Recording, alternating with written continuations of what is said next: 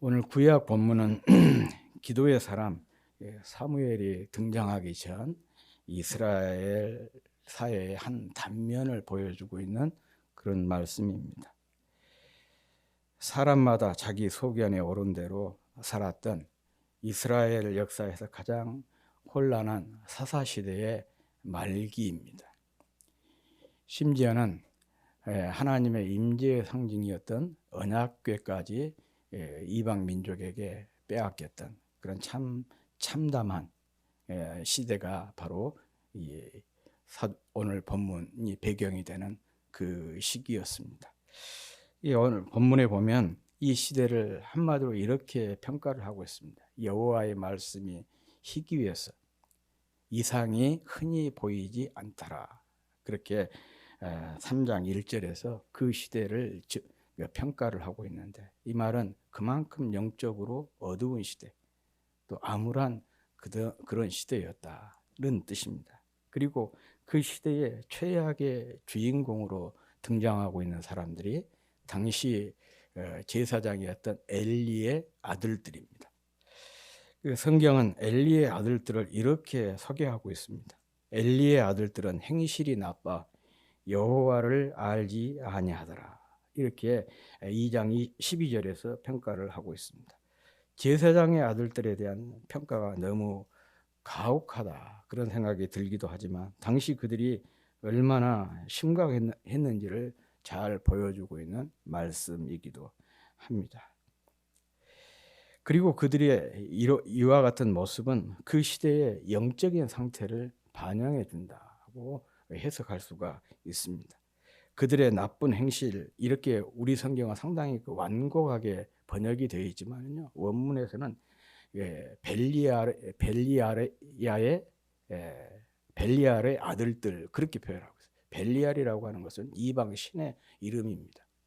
그러니까 더 직접적으로 번역을 하자면 마귀의 자식들, 사단의 아들들, 그런 의미예요. 그런데 이게 완곡하게 표현을 해가지고 나쁜 행실이 나쁜 사람들이라, 이렇게 번역을 해 놓은 것이죠.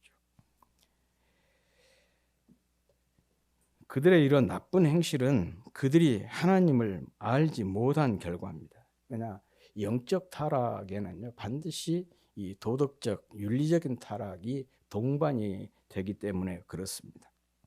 아무튼 그들은 제사장의 아들들이면서도 하나님을 알지 못했습니다. 또 하나님을 알지 못하다, 이 표현도 완곡하게 번역을 해놓은 거예요. 하나님을 우습게 여겼다, 그런 뜻입니다. 하나님에 대한 두려움이나 존경심이 조금도 없었다, 그런 의미인 것입니다. 그래서 하나님께 드리는 제사를 멸시를 하고, 또 회막에서 수종드는 여인들을 범하는 악한 짓, 망나니 짓을 일삼은 것입니다. 게다가 아버지가 간곡하게 타일했지만 아버지의 말을 듣지도 않았어요. 주인이 없으면 일꾼은 딴전을 부리고, 담당 교사가 없으면 교실은 난장판으로 바뀌게 됩니다. 도스토옙스키라고 하는 분이 그의 책에서 이런 말을 했어요. 인간은 하나님이 없으면 못할 짓이 없다. 거기에 딱 맞는 그런 얘기입니다. 제사장 엘리의 아들들이 이렇게 된 것도 바로 이 때문이었습니다. 하나님에 대한 두려움, 하나님에 대한 존중함이 없으니까 정욕을 위해서 육신의 소욕을 따라 살게 된 것입니다. 이런 그들의 태도를 두고 오늘 본문은 이렇게 경고를 하고 있습니다. 이는 여호와께서 그들을 죽이기로 뜻하셨습니다라고 했어요. 하나님께서 그들을 죽이기로 작정했다는 거예요. 그렇기 때문에 어떤 짓을 저질러도, 이렇게 악한 짓을 저질러도 하나님께서 그냥 내버려 두신 거예요. 가장 무서운 것이 그겁니다. 하나님께서 내버려 두시는 거예요. 이것을 보고 신학적으로 내버려 버려둠, 그렇게 얘기를 하거든요.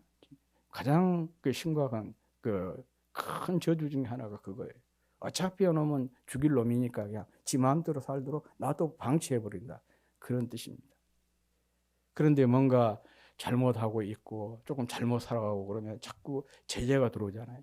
어떤 징계가 따르고 그러면 그만큼 하나님이 나에게 관심이 있고 사랑하신다는 증거예요. 아니, 나보다 더 나쁜 짓을 하고 그런 사람도 괜찮은데 왜 저는 조금만 잘못해도 이럽니까? 우리는 그렇게 항의를 하잖아요. 그런데 알고 보면 그만큼 내가 조금만 잘못된 생각을 하고 잘못 갈 때 징계가 바로바로 따라온다는 것은 그만큼 하나님이 나를 사랑하고 있다는 증거고 나에게 관심이 있다는 거예요. 그러니까 잘못 사니까 자꾸 바르게 가도록 조처를 취한 것이죠. 그런데 뭐 나쁜 짓 해도 아무렇지도 않다. 그것은 하나님이 나를 포기했을 수도 있는 거예요. 그게 더 무서운 것이죠. 엘리의 아들들이 그랬다는 것입니다. 그리고 이 말씀대로 엘리와 그의 아들들이 한순간에 비참하게 망하고 말았습니다. 사무엘상 4장에 이 내용이 아주 자세하게 잘 기록이 되어 있습니다. 사무엘상 4장을 보면 이스라엘과 블레셋 사이에 전쟁이 일어났고 이 전쟁으로 이스라엘 크게 패해서 4,000명 정도 그 병사들이 죽었어요.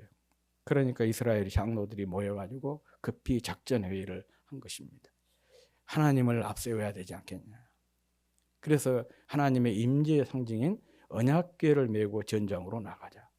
그런데 이 언약궤는 아무나 메는 게 아니고 제사장들이 메잖아요. 그런데 엘리 제사장 그때 나이가 84세였어요. 그러니까 멜 수가 없잖아요. 그러니까 엘리의 두 아들들이 언약궤를 메고 전장 제일 최전방에 선두에 서게 됐어요. 그런데 하나님의 언약궤도 소용이 없었습니다. 왜냐? 하나님께서 이스라엘을 징벌하시기로 작정을 하셨기 때문에. 그래서 그 전쟁에서 이스라엘이 대패하고 심지어는 언약궤도 빼앗기고 그 언약궤를 메었던 엘리의 두 아들들도 그곳에서 전사를 했습니다. 그 전장에서 한 사람이 전령에 나와가지고 엘리에게 보고를 합니다.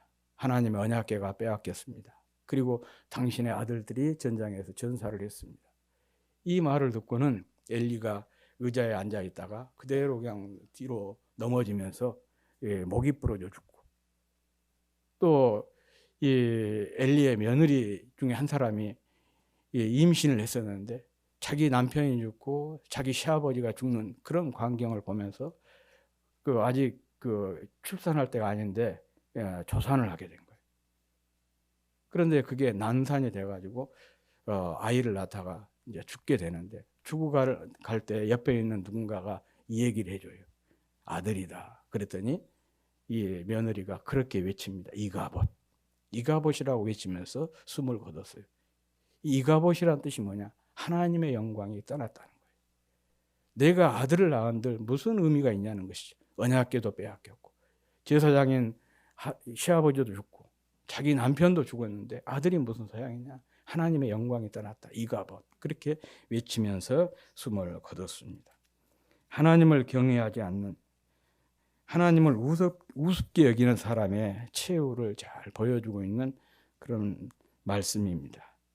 사무엘상 2장 30절에 보면 참 의미 있는 말씀이 있어요. 나를 존중히 여기는 자를 내가 존중히 여기고 나를 멸시하는 자를 내가 경멸히 여기리라.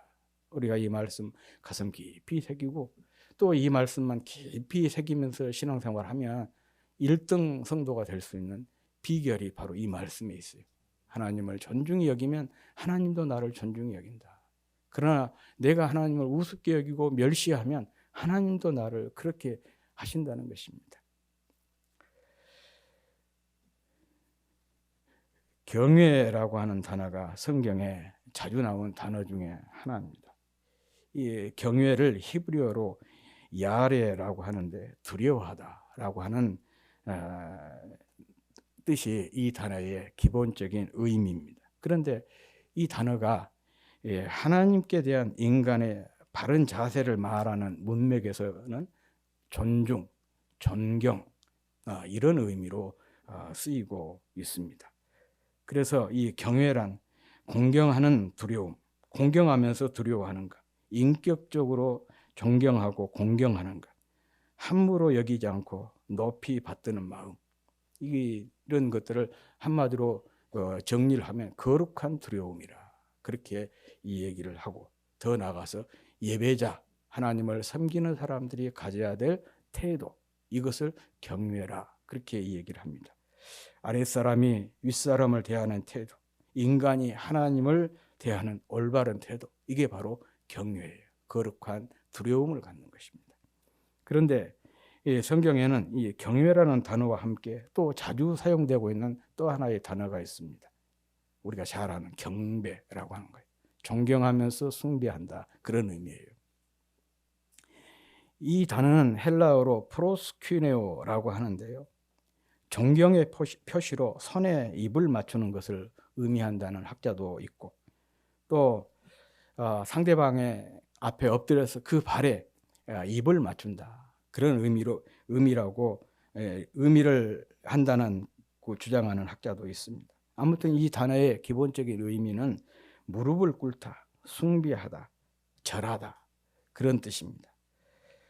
그래서 성경에서는 이 단어가 예배와 깊은 관련이 있는 단어로 취급을 하고 있습니다. 그래서 신약에서 예배에 대한 용어가 여러 개가 있는데 가장 대표적인 용어가 바로 이 프로스큐네오, 경배라고 하는 단어입니다.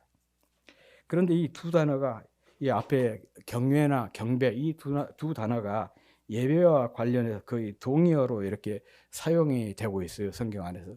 그런데 굳이 이 두 단어를 구별을 하자면 이런 거죠.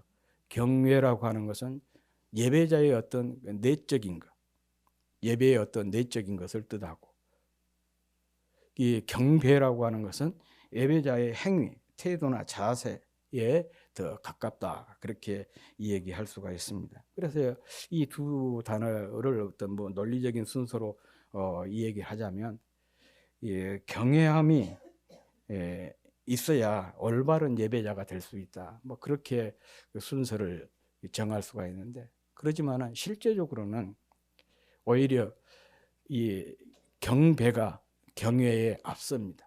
이 경외라고 하는 것은 경배에서 나온다. 예를 들어서 예배를 통해서 경외함이 생기고, 우리가 예배를 드리면 하나님을 경외하는 마음이 생기고, 이 경외하는 마음이 우리의 예배를 완성시키는 거예요.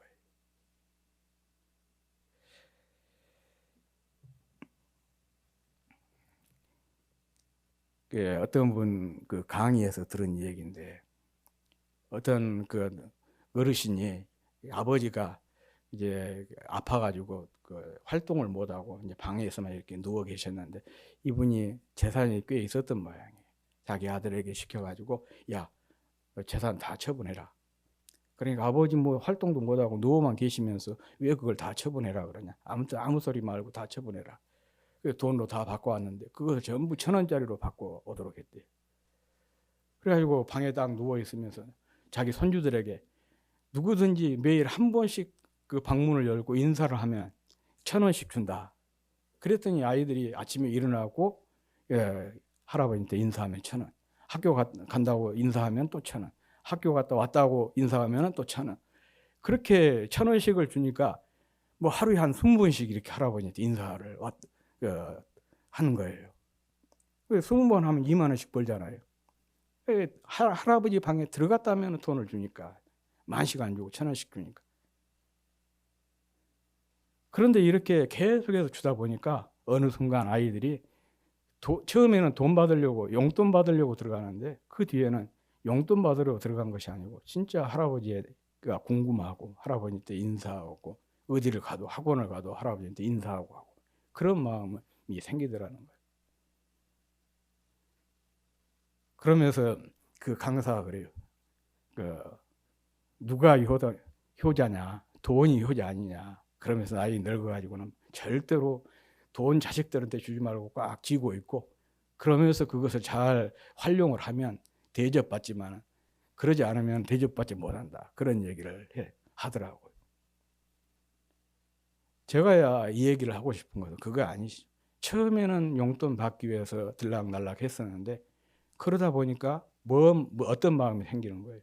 할아버지를 사랑하는 마음이 생기고, 존중히 여기는 마음이 생기고, 공경하는 마음이 생기더라는 것이죠. 그러니까 외적인 그 행위가 내적인 것을 그 영향을 준다, 그런 의미예요. 또 이런 얘기도 있지 않습니까? 시어머니가 죽이고 싶도록 미워하는 며느리가 있었대요. 그런데 그냥 대놓고 어떻게 죽일 수는 없고, 아무튼 아무도 알아차리지 못하도록 죽일 수 있는 방법이 없을까 궁리를 하다가 용하다는 무당을 찾아갔대요. 그래서 자기 사정을 다 이 얘기를 하면서 어떻게든지 사람들에게 들키지 않고 시어머니를 죽일 수 있는 방도를 좀 가르쳐 달라. 그러니까 무당이 일러줬어요. 그것은 뭐냐? 앞으로 절대로 시어머니가 어떻게 너에게 대하든지 대꾸하지 말고 항상 싱글벙글 웃어라. 그리고 매일 떡을 해서 드려라. 100일 동안 해드리면 시어머니가 아무도 모르게 죽을 것이다. 그렇게 얘기해요. 그러니까 이제 얼마나 신이 났겠어요. 이 며느리가 집으로 돌아와가지고 시어머니에게 떡을 해가지고 아침에 딱 갖다 드리니까 시어머니가 막 며느리에게 욕을 한 거예요. 인연이 돌았냐. 미운 놈 떡 하나 더 준다 그러더니 그런 심보냐. 막 그렇게 욕을 해야 되는 거예요. 그런데도 전혀 대꾸를 하지 않고 그냥 빙긋이 웃기만 해. 그러니까 더 이제 열불이 났겠죠. 그런데 하루도 그러지 않고 계속해서 그렇게 하는 거예요. 한 달이 지나고 2달이 지나니까 시어머니 생각이 바뀌게 된 것이죠. 내가 이렇게 착한 우리 며느리에 대해서 잘못 생각한 것이 아니었나. 내가 이렇게 그래서 너무 모질게 대했던 것이 아닌가. 그렇게 자기 반성을 하게 된 거예요. 그리고 다시 한번 보니까 진짜 자기 며느리가 착해요. 그렇게 보면 막 욕하고 흉보고 그랬던 이 시어머니가 그때부터는 사람이 딱 바뀌어가지고 만나는 사람들에게 자기 며느리 자랑한 거예요. 내가 그동안 우리 며느리를 오해를 했다고. 이렇게 착한 며느리가 없는데 매일 아침 싱글벙글 웃으면서 떡을 해준다고. 세상에 이런 며느리가 어디 있는지 모르겠다. 그렇게 하면서 막 자랑을 해요. 근데 이 얘기가 며느리 귀에 안 들어가겠습니까? 며느리도 그렇게 자기 시어머니가 자기를 자랑한다는 그런 얘기하고 이제는 자기에게 욕도 하지 않고 또 뭐 거친 말도 하지 않고 그러니까 이 며느리도 마음이 바뀐 거예요. 바뀐 마음으로 시어머니를 바라보니까 그렇게 좋은 시어머니가 없어요. 그런데 이제 100일이 곧 다가와요. 겁이 덜컥 난 거예요. 이런 시어머니가 죽어서는 안 된다. 이런 시어머니를 죽게 해서는 안 되겠다. 그런 마음이 들어가지고 울면서 무당을 찾아가가지고 이 얘기를 하면서 우리 시어머니 안 죽게 하는 방법이 없겠냐. 만약의 경우에 이렇게 해서 우리 시어머니 돌아가시게 하면 내가 죄를 받을 것 같다. 그렇게 이 얘기를 했더니 무당이 이렇게 얘기를 했답니다. 둘 다 미워하는 마음이 죽었으니까 시어머니 안 죽는다. 참 많은 생각을 가지게 하는 이야기입니다. 죽이고 싶도록 미운 사람도 선대하다 보면 사랑하는 마음, 아끼는 마음, 소중한 마음이 생기기 마련인 것입니다. 물론 처음부터 좋아하는 마음, 또 사랑하는 마음, 하고 싶은 마음이 생겨서 할 수 있다면 얼마나 좋겠습니까? 그런데 세상사가 다 그렇지를 않아요. 일도 그러지 않습니까? 좋아서 자기가 좋은 일, 자기가 하고 싶은 일만 하면서 산다면 얼마나 좋겠어요. 세상에 불평도 원망도 없겠죠. 그런데 그런 일들보다는 하기 싫어도 해야 하는 일들이 훨씬 더 많아요. 하기 싫지만은 그럼에도 꼭 해야만 일들이 더 많습니다. 그래서 거룩한 부담감을 가지고 하다 보면은 좋아하는 마음도 생기고 사랑하는 마음도 생기고 더 나아가서 참 내가 참 잘했다. 그런 그 마음이 생기기도 한 것입니다. 신앙생활도 마찬가지입니다. 처음부터 하나님을 경외하는 마음이 생겨가지고 경외하는 마음으로 섬기고 경외하는 마음으로 찬양을 하고 경외하는 마음으로 예배를 한다면 얼마나 좋겠습니까? 그런데 대개는 그렇지 못합니다. 누구를 막론하고 인간은 선한 것을 싫어하고 또 경건한 것을 싫어합니다. 마음에 하나님 두기를 싫어한다. 성경은 그렇게 말씀하고 있지 않습니까? 그럼에도 불구하고 이런 마음을 누르고 예배에 참석해서 찬양을 드리고 기도를 드리고 또 헌신을 하고 성도와 교제하면서 섬기다 보면 나도 모르게 어떤 경건한 마음이 생겨요. 사랑하는 마음, 사모하는 마음이 생기고 또 경외하는 마음이 생기게 되는 것입니다. 그런 의미에서 우리가 억지로라도 예배에 참여하고 또 억지로라도 기도하고 억지로라도 찬양하고 억지로라도 말씀을 읽고 듣고 공부하는 것이 참 중요합니다. 억지로라도 섬기고 전도하는 것이 중요해요. 거짓 춘향이 참 춘향이 되는 것이 그런 거다 그러지 않습니까? 억지로 하다 보니까 진짜 그 일을 진심으로 그 일을 해내게 된다는 것이. 신앙생활도 다르지 않습니다. 신앙생활이 부담스럽지 않은 사람이 누가 있겠어요? 일주일 동안 그렇게 힘들게 일했는데 주일날 조금 늦잠 자고 싶고 그런 마음이 왜 없겠습니까? 그런데 그것을 누르고 나오다 보니까 어느 순간부터 교회 가는 것이 재미가 있고 예배 드리는 것이 즐겁고 또 섬기는 것이 그렇게 즐거운 거예요. 처음부터 그런 마음이 생긴 사람은 특별한 사람이 아니고는 그런 마음을 갖는 사람이 별로 없을 거예요. 잘하고 해서 365일 새벽 예배 드리는 것이 항상 즐겁고 그러겠습니까? 물론 대부분은 즐겁지만 어떤 날은 진짜 나가기 싫을 때가 있고 그래요. 주일날도 제가 5시면 집에서 나와가지고 준비를 하거든요. 그런 항상 기쁜 마음으로 내가 주일 아침 5시에 나오겠습니까? 조금 더 눕자 그런 생각이 들지만은 그걸 떨치고 나오니까. 그래서 와서 준비를 하다 보니까 힘도 나고 또 은혜가 임하게 되고 그런 거예요. 기쁨이 있고 그런 것입니다. 이렇게 경건한 일을 가까이 하고 또한 힘쓰다 보면 경외하는 마음을 가지게 되는 것입니다. 사실 좋아서 하고 좋아하는 것 하고 또 하고 싶은 것만 하는 사람은요, 어찌 보면 아직 철이 덜 든 사람들, 애기들은 그러지 않습니까? 그렇지만 하기 싫어도 해야 하기 때문에 나라도 해야 한다는 그런 사명감을 가지고 하는 사람, 이런 사람이 철이 든 사람이고 또 성숙한 사람이고 이런 사람을 가리켜서 책임감이 있는 사람이다. 그렇게 얘기하는 것이죠. 어느 단체, 공동체든지 다 그렇습니다. 가정도 그러잖아요. 부모가 책임감이 없으면 어떻게 가정이 세워지겠습니까? 힘들고 어렵지만은 그 어려운 순간들이 많지만은 부모로서 그 책임감을 다 하다 보니까 자녀들이 세워지고 가정이 세워지게 되는 것이죠. 교회도 마찬가지입니다. 성경은 하나님을 경외하는 것이 형통의 비결이라. 이 형통이란 말이 잘됨, 또 번영, 부흥 이런 의미를 다 포함하고 있는 그런 단어이거든요. 시편 126편에 이런 말씀이 나옵니다. 여호와를 경외하며 그 도에 행하는 자마다 복이 있도다. 내가 내 손이 수고한 대로 먹을 것이라. 내가 복되고 형통하리로다. 내 집 내 실에 있는 내 아내는 결실한 포도나무 같으며 내 상에 둘린 자식은 어린 감람나무 같으리로다. 여호와를 경외하는 자는 이같이 복을 얻으리로다. 여호와께서 시온에서 내게 복을 주실지어다. 너는 평생의 예루살렘의 복을 보며 내 자식을 볼지어다. 이스라엘에게 평강이 있을지로다 라고 하는 시예요.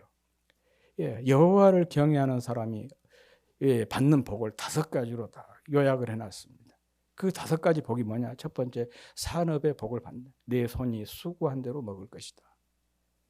두 번째는 가정의 복이에요. 내 실에 있는 아내, 또 자녀, 그 밥상에 둘러앉은 자식들은 어린 감람나무 같을 것이다. 가정의 복을 이 얘기를 합니다. 세 번째는 시온에서 복을 받고 예루살렘의 복을 한다. 이것을 흔히 영적인 복이라 신령한 복이다. 그렇게 얘기를 해요. 네 번째는 자손의 복입니다. 내 대로 모든 것이 끝나버린다면 복이 아니에요. 복이라고 하는 것은 계속해서 대대로 흘러가야 진짜 복 아니겠습니까? 나도 복을 받고 자녀도 복을 받고 자녀의 자녀까지 계속해서 그 복이 흘러가서 복을 받아야 그게 진짜 복 아니겠어요? 이 네 번째가 자손의 복이에요. 5번째는 이 평강의 복, 평안의 복입니다. 앞에 있는 네 가지가 다 잘 때도 내 마음이 늘 평안이 없어요. 기쁨이 없어요. 죽을 맛이에요. 그런 사람은 우리가 복된 사람이라 얘기할 수가 있겠습니까? 비록 앞에 있는 것이 조금 부족해도 마지막에 늘 내 마음이 평안해요. 기쁨이에요. 늘 천국이에요. 그 사람이 진짜 복 있는 사람 아니겠어요? 바로 이 여호와를 경외하는 사람이 이 5가지 복을 받는다. 그렇게 얘기를 하고 있습니다. 형통의 비결이 하나님을 깊이 경외하는 데 있다는 거예요. 초대교회의 알찬 부흥도 경외함이 중요한 원인이었습니다. 사도행전 9장 31절 말씀, 그리하여 온 유대와 갈릴리와 사마리아 교회가 평안하여 든든히 서가고 주를 경외함과 성령의 위로로 진행하여 그 수가 더 많아지니라. 주를 경외함. 오늘 설교 제목이 그거잖아요. 주를 경외함으로 성장하는 교회입니다. 초대교회는 탄생하면서부터 힘써 모이는 교회였습니다. 모여서 기도하고, 모여서 사도의 가르침을 받고, 모여서 교제를 나누고, 모여서 하나님을 찬송했습니다. 이 일은 그들이 핍박으로 온 유대와 갈릴리와 사마리아 각 지역으로 흩어졌을 때도 마찬가지였습니다. 그래서 그들이 모여 예배드리는 곳이 바로 교회가 된 것입니다. 열악한 환경에서도 이러한 예배 생활은 그들이 얼마나 주님을 깊이 경외하고 있었는지를 잘 보여주고 있는 것입니다. 그래서 하나님께서 그들에게 형통의 복을 주셔서 핍박 중에도 알찬 부흥을 경험하게 이루도록 하셨던 것입니다. 성경에 사울과 다윗에 대해서 이런 평가가 나오고 있습니다. 사울의 집과 다윗의 집 사이에 전쟁이 오래매 다윗은 점점 강하여 가고 사울의 집은 점점 약하여 가니라. 다윗은 형통하고 이 사울은 쇠퇴하게 되었다. 그 이유가 어디에 있느냐? 바로 이 경외함에 있습니다. 다윗은 험악한 세월을 보내면서도 많은 찬양, 많은 감사, 많은 기도를 남겼어요. 그게 바로 시편 아니겠습니까? 시편 시들이 모두 150편인데 다윗의 시라고 하는 표제가 붙은 시만 몇 개냐 그러면 73편이에요.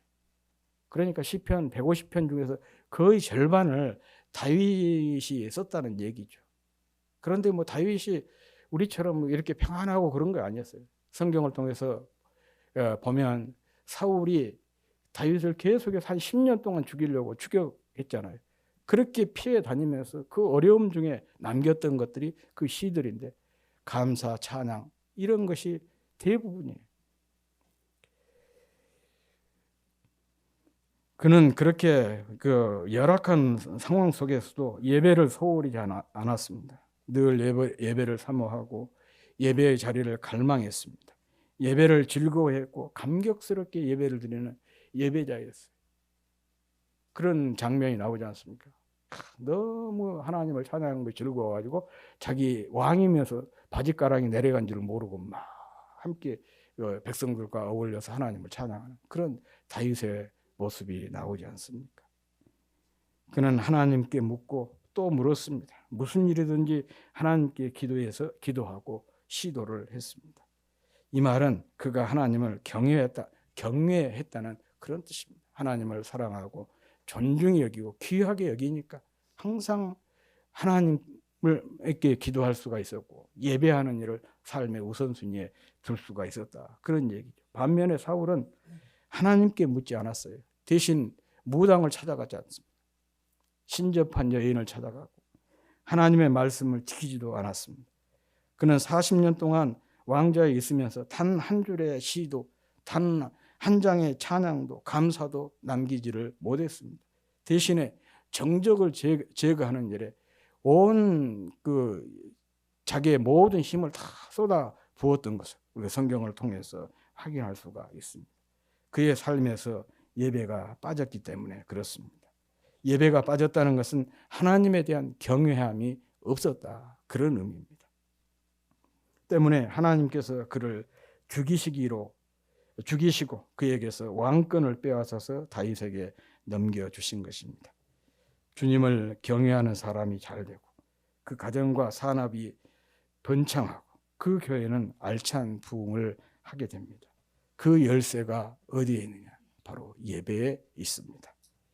어떤 대가를 지불하더라도 예배의 자리를 꼭 지키고 어떤 불이익을 감수하고라도 예배를 사수하는 성공적인 예배자가 다 되시기를 주의 이름으로 축복합니다.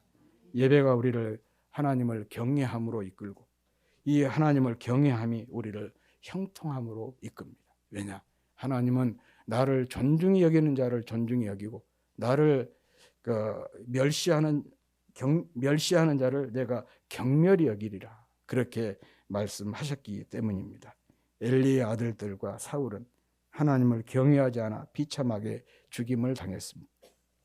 반면에 다윗과 초대교회는 하나님을 경외함으로 형통의 복, 알찬 부흥의 복을 경험했습니다.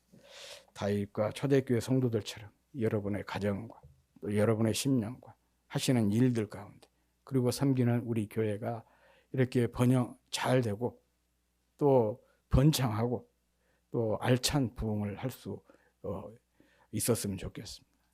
그것은 바로 우리 예배 생활에 있습니다. 예배를 통해서 주님을 경외함이 채워지게 되고 그 경외함이 우리를 형통으로 이끌게 될 것입니다.